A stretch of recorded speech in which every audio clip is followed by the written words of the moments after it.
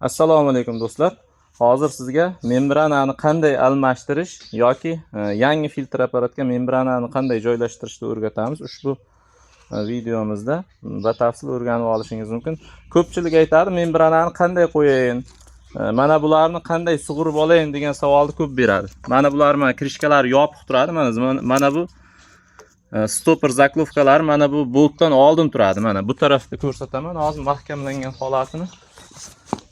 Mana mahkamlangan holatda mana shu holatda turadi mana. Bu chiqib ketmasligi uchun, membrana chiqib ketmasligi uchun ichkarida.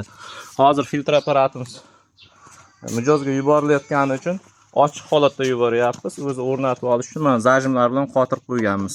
Bularni o'zi o'rnatib oladi. Chunki membranani upakovkadan buzib, o'zi mijozni o'zi yangi holatdaligini his qilgan holatda o'zi buzib membranani qo'yadi. Plombasini buzib. Demak, buning uchun mana amerikankalarni yechib oldik. Tepadan misol motorda masalan motordan suv chiqayotgan suvni ko'ramiz. Mana motordan chiqyapti suv, qaysi membranaga boryapti. Motordan qaysi membranaga borayotgan bo'lsa, ba'zi filtrlarda 500 talikda bitta membranaga boradi, ba'zilarda ikkitaga. Bunda hozir motordan chiqib ikkita membranaga suv mana shu yerdan kiryapti. Ya'ni suvning yo'nalishi mana bu tarafga qarab bo'ladi.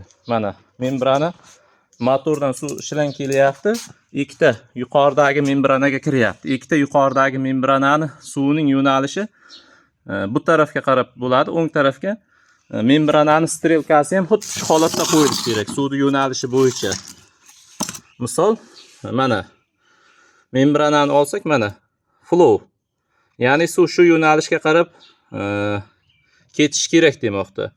Ba'zi filtrlarda bu strelka bo'lmasligi mumkin. Bu strelka bo'lmagan bilan boshqacha strelka bo'ladi. Mana bunaqa strelkalar bo'ladi. Hamma membranada har xil strelkalar bo'ladi, ko'rsatkichlari. Keyin yana qayerdan aniqlasa bo'ladi? Mana bu salnik tarafi suvning boshlang'ich tarafi hisoblanadi. Bu tarafida mana salnik bo'lmaydi. Bu eski membranada ko'rsatyapman. Sababi yangi membranani upakovkadan biz buzib ko'rsata olmaymiz, egasi o'zi buzib oladi.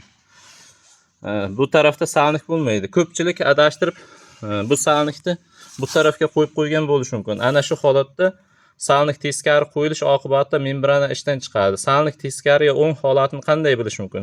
Strelka bo'yicha mana shu holatda bilish mumkin. Strelkani uch tarafida salnik bo'lmaydi, strelkani bu tarafida salnik bo'ladi va suv mana bu salnik tarafdan kiradi.